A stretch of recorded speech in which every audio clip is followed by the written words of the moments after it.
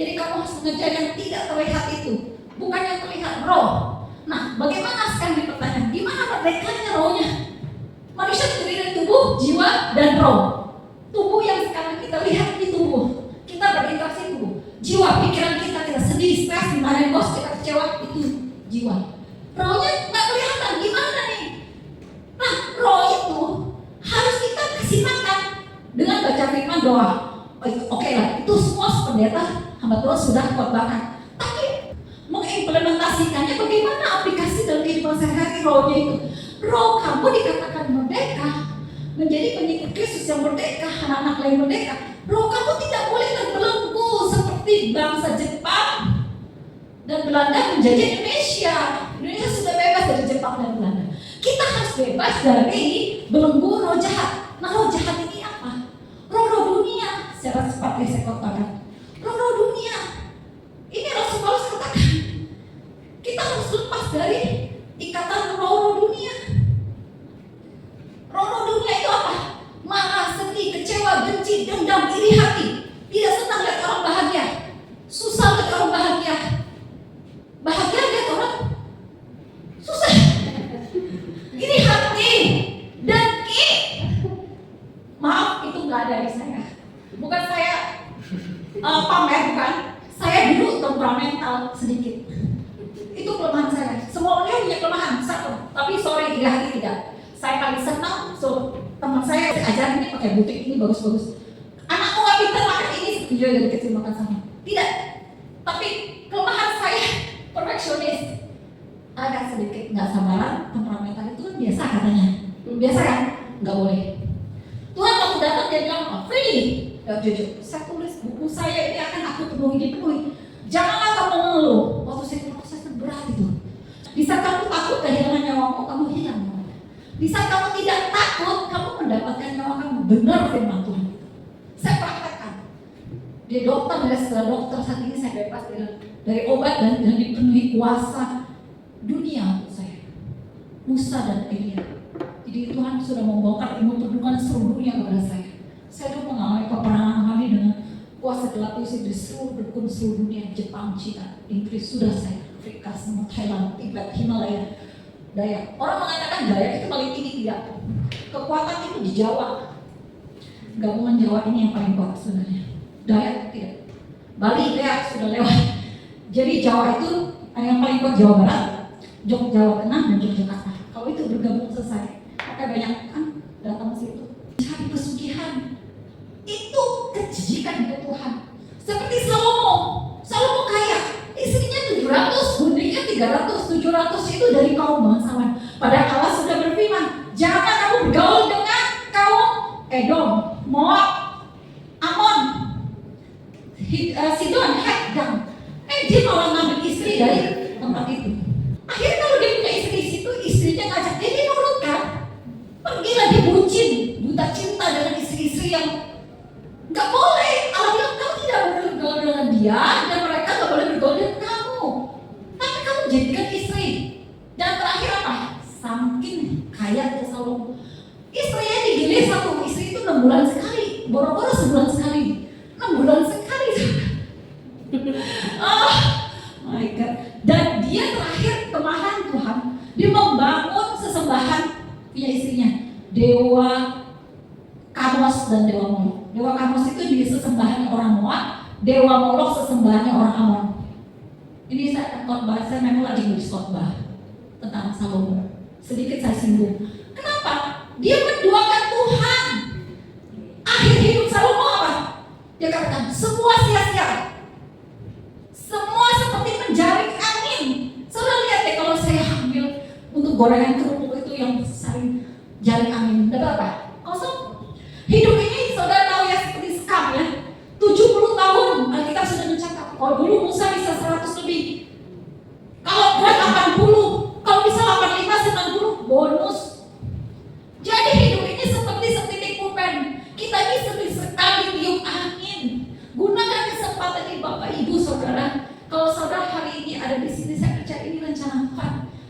Jangan keluar dari ruangan ini tidak dilakukan.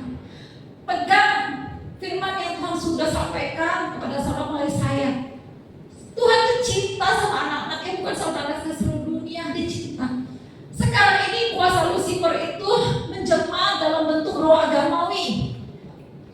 luar biasa, saudara. Kalau kita bersama kepada Tuhan, kuasa Dia itu gak terbatas. Mulai saat ini praktekkan. Jangan hanya, jadi ingat, pelayanan itu bukan hanya di ibadah, bukan milik para hamba Tuhan saja. Maka Tuhan katakan di dalam Matius 28 ayat 19, jadi oleh karena itu pergilah, jadikanlah semua bangsa muridku dan baptislah mereka dalam nama Bapa dan Anak dan Roh Kudus.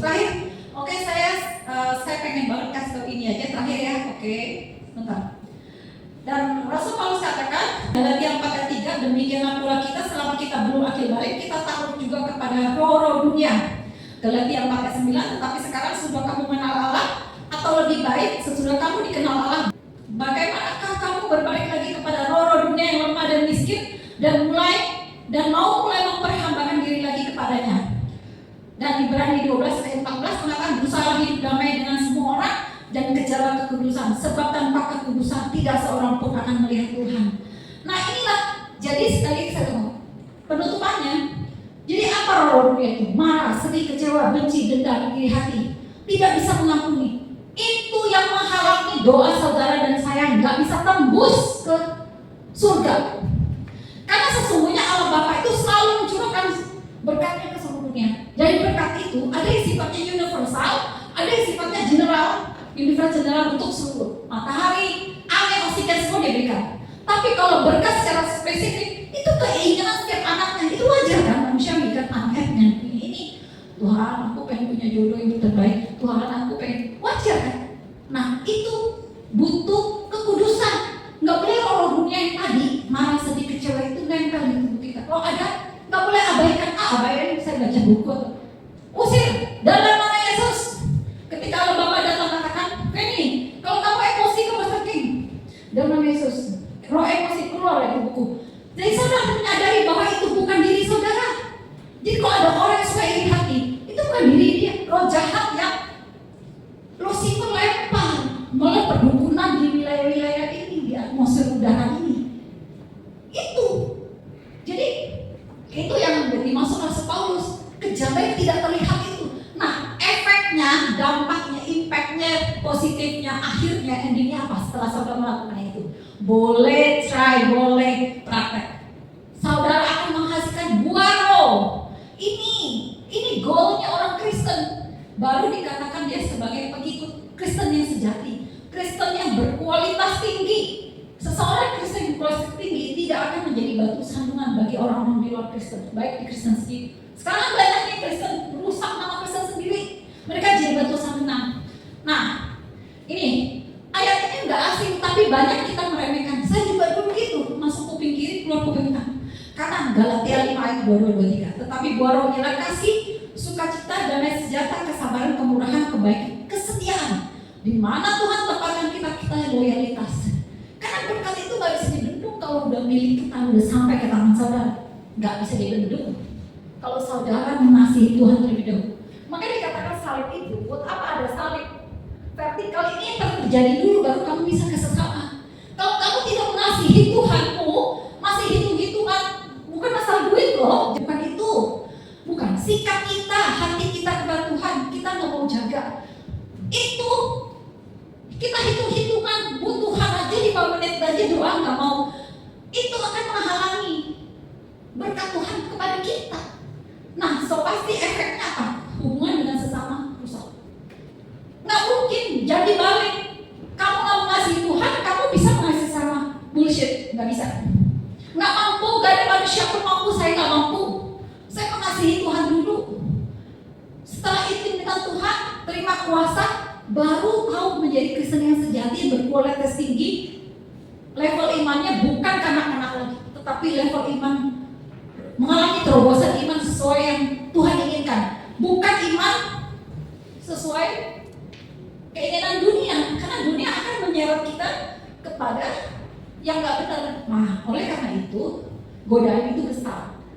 Karena tampilan mereka itu bagus, itu pura-pura, banyak pura-pura. Walaupun ada yang benar, dalamnya itu sangat penuh sangat barah. Jadi jangan. Salah satunya yang mana kamu nggak kuat tergoda, stop, skip.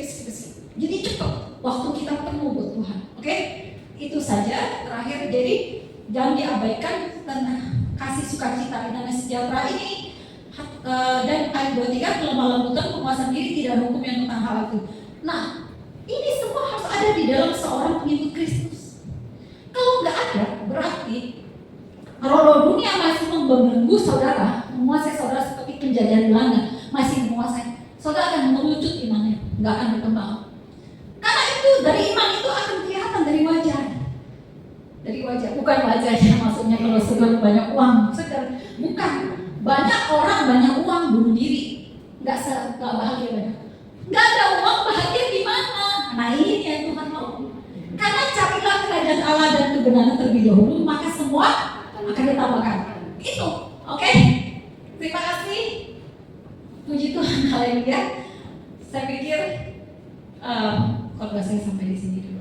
Kiranya apa yang saya sampaikan menjadi berkat bagi saudara semua. Saya berdoa saudara mengalami terobosan iman di tempat ini. Setelah terobosan iman, saudara mengalami breakthrough atau terobosan di segala aspek kehidupan saudara. Saya akan dukung doa saudara semua. Saya lihat kok wajah-wajahnya.